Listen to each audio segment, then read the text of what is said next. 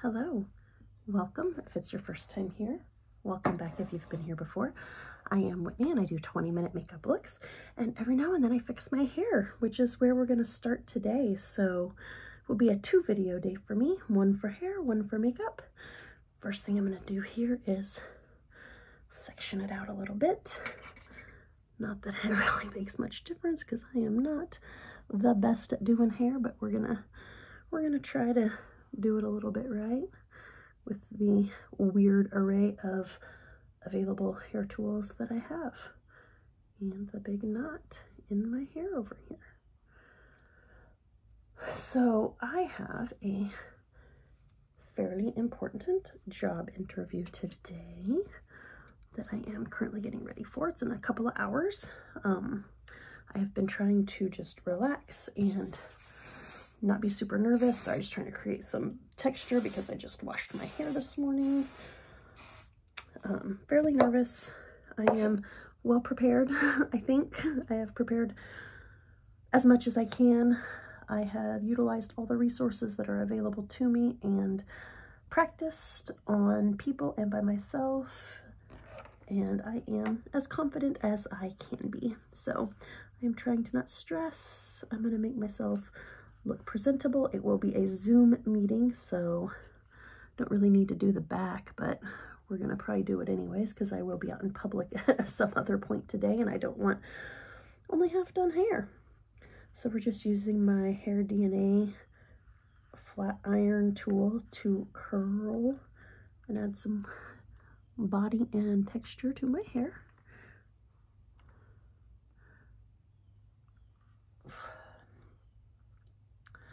I used the Garnier Fructis Flexible Control Hairspray because that's what I have.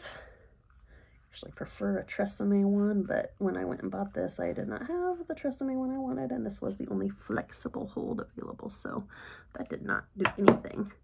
I need another hair clip, and all I have is this giant butterfly. Let's see if we can make it work, as Tim Gunn would say. Well, I guess it curled. I don't know. I don't know what's happening. We're just making it up as we go. And I actually think I am gonna try to not worry too much about the back and just really focus on getting the sides to have the bounce and body and shape that I desire.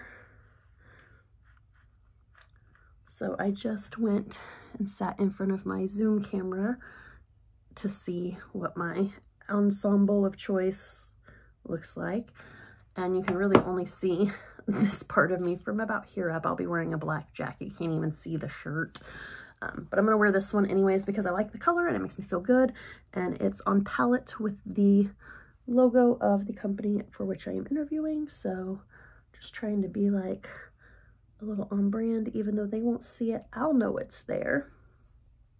I had debated about buying a shirt in the main color of their brand, and I decided against it.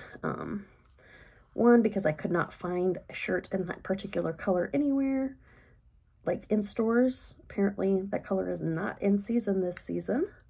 And I just did not want to risk having to order and return a bunch of stuff on Amazon, so we're just making it work. Although this is a new shirt. I picked it up at Old Navy this week.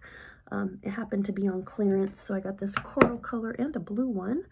They had like a violet colored one and black and beige, but those 3 colors were not on clearance, just the coral and blue. So I only got the 2 that were on sale because I'm cheap.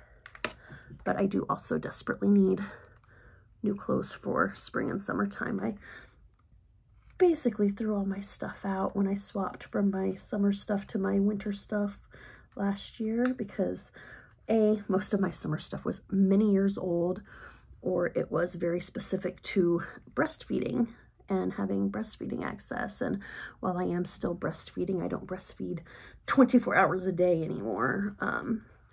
So I can wear a normal shirt or other top, whatever you want to say, most of the time.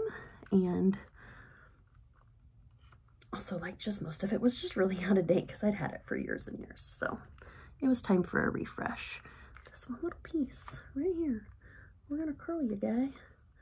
We're gonna make it work. Okay, there's side 1. Oh, we have not even looked at side 2. You know what? Let's give this a quick. Okay. It will never move now. I wish.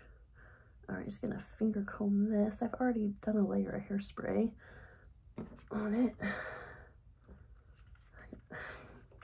I have such a hard time getting my arms to go where I want them to, so that I can turn this the way it needs to turn to not put a big kink in it. But I do love this Hair DNA Tools tool. It's just a flat iron, but for me it works better than any of the other flat irons I've had. Maybe it's just because I've tried harder with this one. I picked this up, well, I picked my first one up at an IMATS, at the first IMATS Atlanta, what is it, 5 or 6 years ago? And then I very sadly dropped it on the floor in the bathroom at the gym and broke it, and I was devastated. But then I went to the next IMATS Atlanta the following, you know, that came that next year, and even though overall IMATS was very disappointing the second year and they have never come back, which makes me so sad, I was able to secure a second DNA Hairs Tools curling device. So I was very pleased at that. And it was like one of the main reasons I even bothered to buy a ticket. I had a feeling it would be not as good based on the vendor list, and I was right.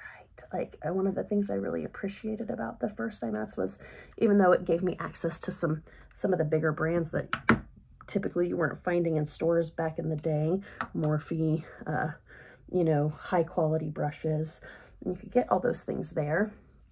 All the independent brands that were there, Suva Beauty, who I think is out of business now, unfortunately, or at least they're not selling with Ulta anymore, Lene Cosmetics, just so many great independent beauty brands that I was able to get introduced to as a user and purchase their things and support, and it was just really great. And then the second year it was almost no independent brands and also almost no big brands. Morphe wasn't there. I don't think NYX was there.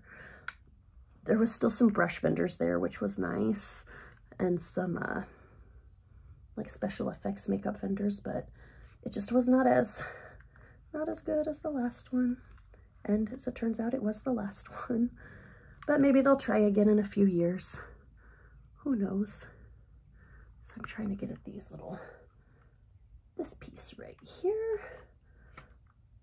Get that curled away.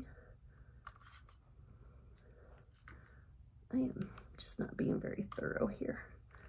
I am relying on the fact that it's on camera, that my head will be tiny most of the time, and that they hopefully won't be too focused on my hair, of all things. It is for a fully remote position, so I do want them to know that I am, can, and will be presentable on camera. And that's the important part. So let's take this clippy out over here. Do a little bit of, let's spray this out a little bit first.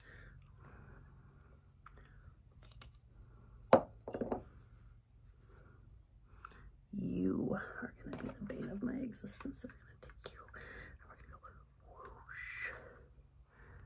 Is that what I want? Yes. How'd I do that? I want to curl it away from my face.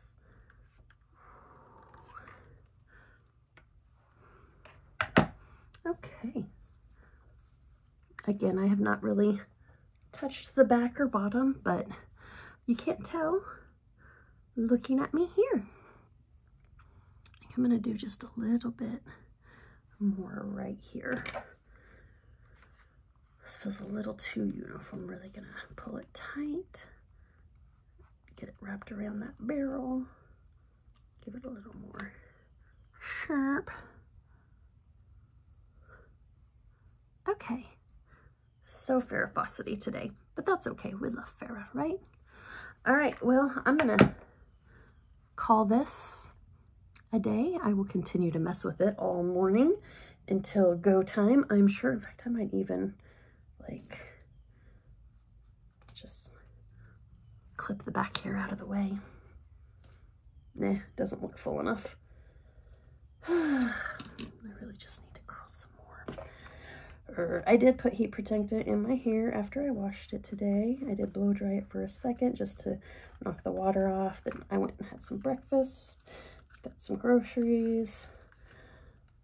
Took way longer than I expected to do those things. I was hoping I'd have an hour or two at home to just chill, but that is not the case. All right, I'm gonna quit messing with it before I mess it up.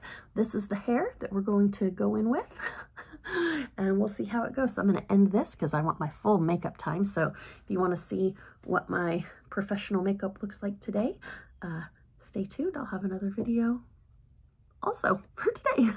Bye, thanks for stopping by.